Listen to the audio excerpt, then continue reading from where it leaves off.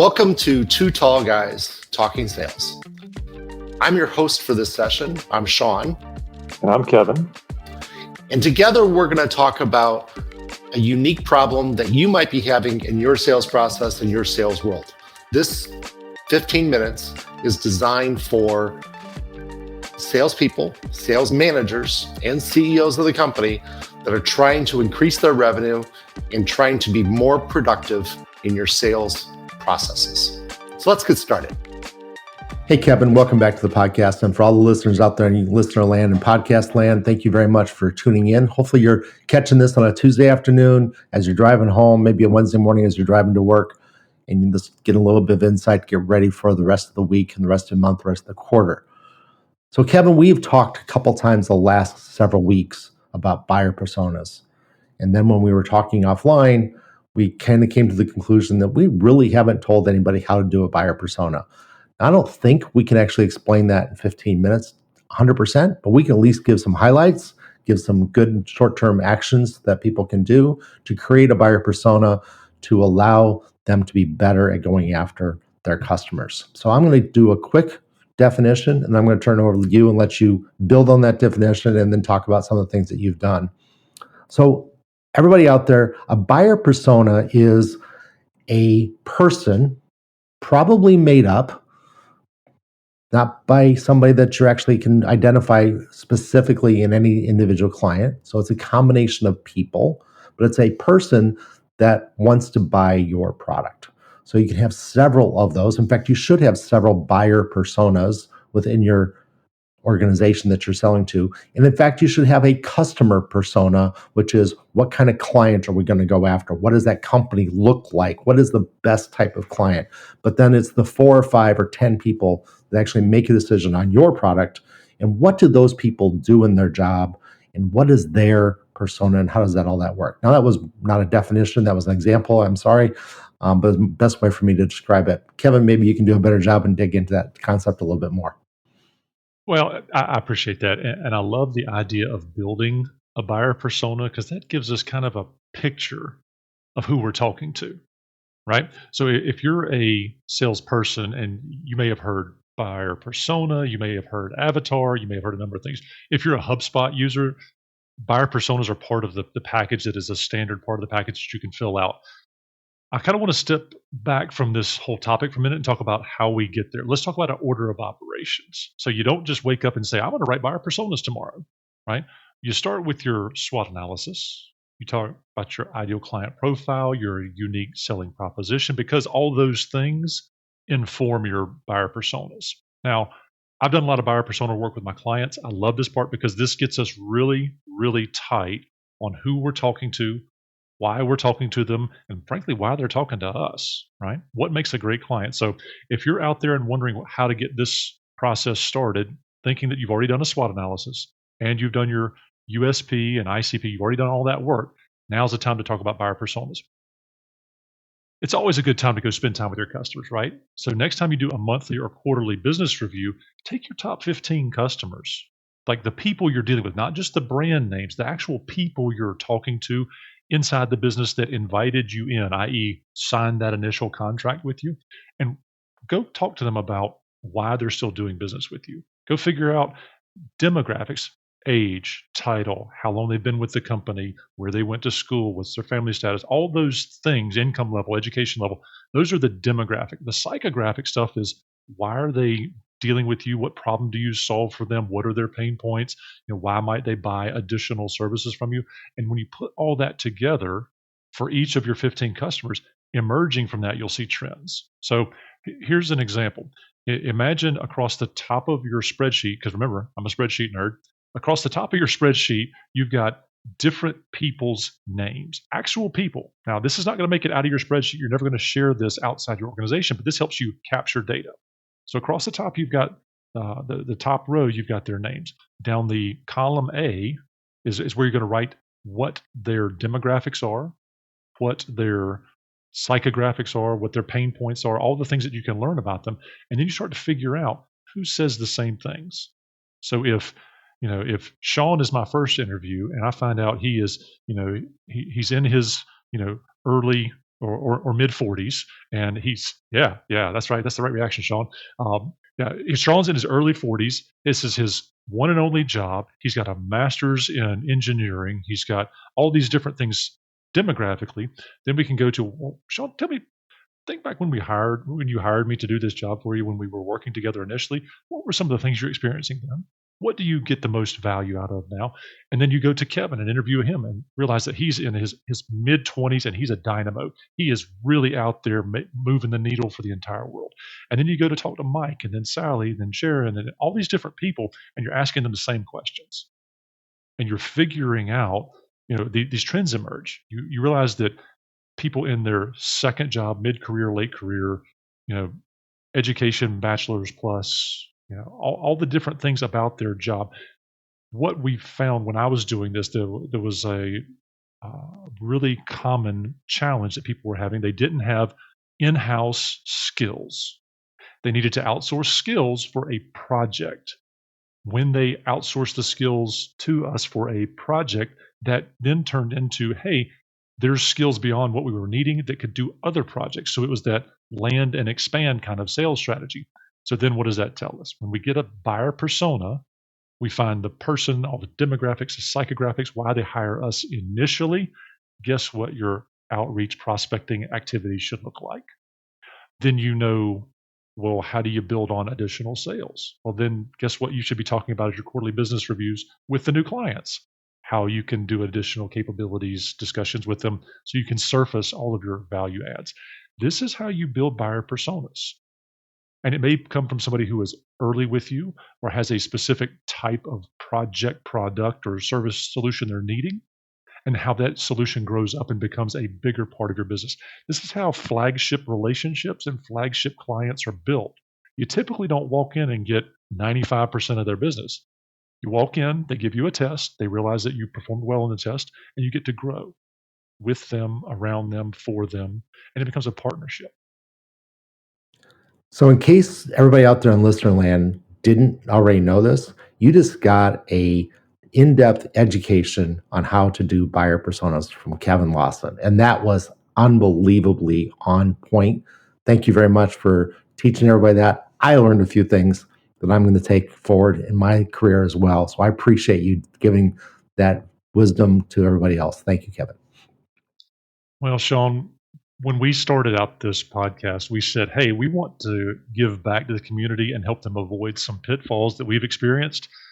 What I didn't tell you was the first time I tried this, I failed. And that's okay.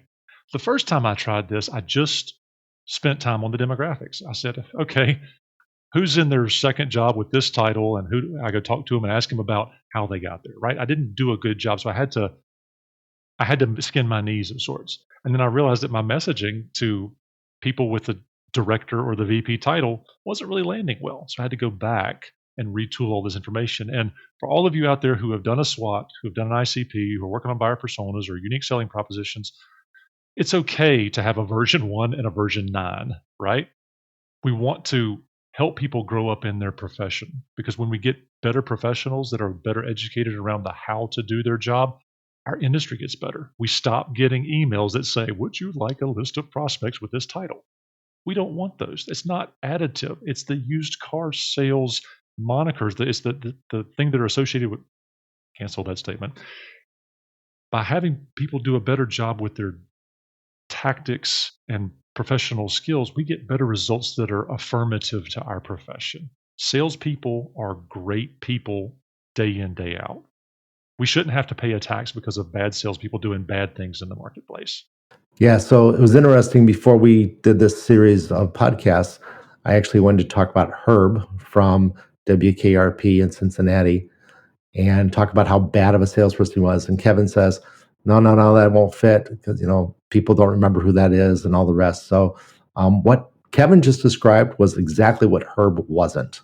And that is a great thing. Thank you very much for that. Salespeople are valuable. Salespeople are important to the sales process. And it is your job to teach your company about your customers. So let's go back to that QBR. Who should be in that QBR from your company as well as your client's company? In fact, it would be your client because they're going to be a customer. From your company, you should have everybody that matters in your company sitting on your side of that Zoom call. I'm just going to assume that that customer is going to be remote to you, so you're going to do it as a Zoom call. So you're going to be sitting in your conference room, and the customer is going to be sitting in their conference room, and there's going to be cameras and TVs to help make all that happen. On your side, you should have somebody in charge of production, manufacturing, whatever that makes sense within your company. I don't know how you deliver your product. If you're a manufacturing company, then you have an operations person, then you have a VP of manufacturing, whatever. If you're a software company, then you have customer service, you have people that deliver the product and do the sales ops for you. They should be in that meeting. Your CEO, especially if it's the top 15 customers, top 15 is probably, just making a guess, top 15 is probably better than 30% of your income for the company. So your CEO should be there, and your CEO should be having a conversation with the top customers and should be part of that process. In fact, it might even lead that. Even though the salesperson is in charge, the CEO might be leading that actual conversation. You should have your CFO there. You should have your marketing person, be that a chief marketing officer if you have that title. If it's outsourced, then that's fine as well. But you should have your marketing person there. Not so much maybe to ask questions, but to take notes and to understand how this affects what's going on. Maybe you should have somebody there from HR if you have to deliver a product that is a service-based product, because that's going to affect the people and their training and all the rest that makes sense. And there may be some complaints, and you need to be open to complaints from your client as to what's going on. But you need to start asking questions in that QBR about, tell us why you bought. Tell us how we're doing. We shipped 14 times to you last year. How do we do on each one of those? How do we do on that complaint? We had a complaint. You complained about us. We had to do a return, but you didn't fire us. You just did a return. We didn't do a good enough job. Tell us what happened. Tell us what it was like on your side when you didn't get the product that you thought you were going to buy, or it wasn't up to the standards that you wanted. In other words, you have a quality person there so they can hear that. Tell us about that. Now, who can answer those questions? It's not the buyer at the other company. The buyer's going to be there. That's just a fact of life. But it's not the buyer at the other company. It's going to be the people that use your product on a day in and day out basis. So if you're selling a manufactured product, you're selling parts that's going to go into their assemblies, you should have their engineering manager there. It'd be great if you could have their CEO or their president there, but that really depends on the size of their company. Maybe it's their general manager of the division or the VP of their division or whatever. Some top ranking person should be on that side. Now, you may not be able to get this on your very first QBR, but you can get it on your second one. Remember, you're going to do these quarterly. And the more value you bring, the better questions you ask, and the more information that you provide them and they provide you, and the more relationship you build, the more likely it is that you're going to get that top executive to be there. Talk about a great sales skill to learn, because now you're going to be talking to their executives, and you're going to have your executives talking to their executives.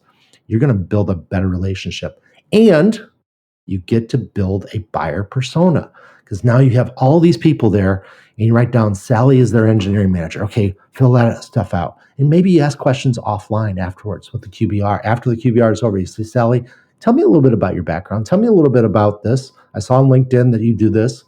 You can ask all those questions and start to build that out. Building out that layer of insight will provide huge value to your sales effort, your engineering effort. Frankly, it'll provide product development guidance for what you're selling into in the future. One of the most fun examples I can point to is that, like you said, the meeting after the meeting. Hey, tell me a little bit more about that.